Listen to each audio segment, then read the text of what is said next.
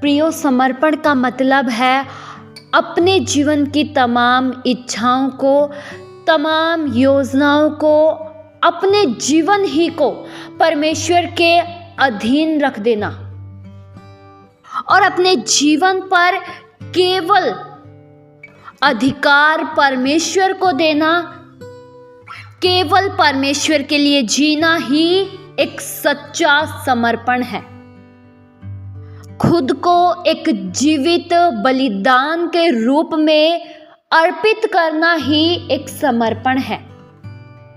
अगर आपने अपने जीवन को परमेश्वर के लिए समर्पित कर दिया है तो यह जान लीजिए, फिर आप वचन से विरोध में जाकर कुछ भी कार्य नहीं कर सकते हैं। अगर आपने अपना जीवन परमेश्वर को समर्पित कर दिया है तो आप अपने जीवन के प्रत्येक क्षेत्र में परमेश्वर को प्रथम स्थान दोगे। जिस व्यक्ति ने अपना जीवन को समर्पित नहीं किया है, उस व्यक्ति की यह पहचान है, वो वचन के विरुद्ध में कार्य करेगा। जिस व्यक्ति ने अपने जीवन को परमेश्वर के लिए समर्पित नहीं किया है, वो संसारिक जीवन जिएगा, वो संसारिक अभिलाषाओं में जीवन जिएगा। उसकी तमाम इच्छाएं वचन से विरोध में होंगी, उसके तमाम कार्य वचन से बाहर होंगे। प्रियो, जब आप ये ठान लेते हैं कि अब मैं बुराई के लिए नहीं जीऊंगा, अब मैं संसारिक इच्छाओं के लिए नहीं जीऊंगा, अब मैं संसारिक लोगों के लिए नहीं जीऊंगा, यही एक सच्चा समर्पण है। प्रियो, एक सच्चे समर्पण की प्रमुख विशेषता यह होती है, वह अपने तमाम जीवन को, वह अपने पूरे जीवन को परमेश्वर के लिए जीवित बलिदान के रूप में चढ़ाता है, न कि केवल रविवार वाले दिन। एक सच्चे समर्पित व्यक्ति की यह पहचान होती है कि उसके फैसले अच्छे होते हैं, उसका चुनाव अच्छा होता है, वो हर दिन अच्छा जीवन जीता है। केवल संडे वाले दिन नहीं, केवल आत्मिक सभा में नहीं, लेकिन उसका एक एक पल, एक एक समय वचन के अनुसार होता है।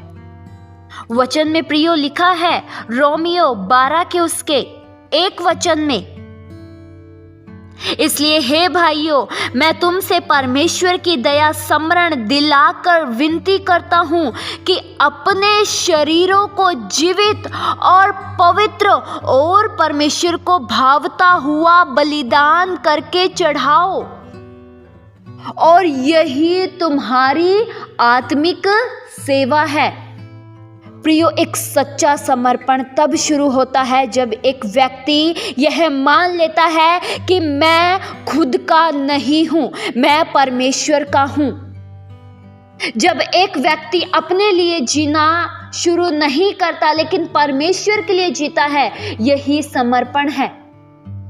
मेरे प्रियो, अगर आपके अंदर वचन से बाहर कुछ आदतें हैं, अगर आप परमेश्वर से ज़्यादा अगर किसी चीज़ को टाइम दे रहे हैं, चाहे वो आपका फ़ोन हो, चाहे वो आपके फ्रेंड हो, चाहे वे आपके रिश्तेदार हो, अगर आपके जीवन में परमेश्वर को प्रथम स्थान आप नहीं देते हैं, तो आपने अपना जीवन परमेश्वर को समर्पित नहीं किया है।